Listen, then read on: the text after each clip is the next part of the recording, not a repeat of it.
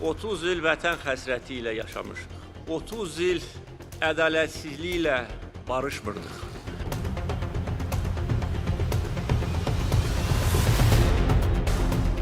Gəncləri vətənpərvərlik ruhunda tərbiyə etdik. İmkan vermədik ki, işğalla bağlı olan tarix unudulsun. Qarabağı unutmadıq, əksinə.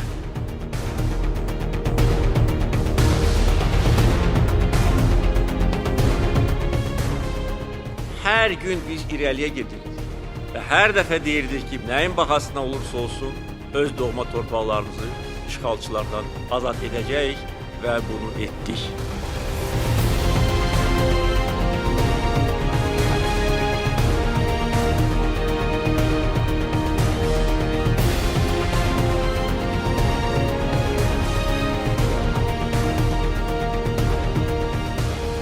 Bu günü bizim qəhrəman hərbçilərimizə borcluyuq. Azərbaycan xalqına borcluyuq.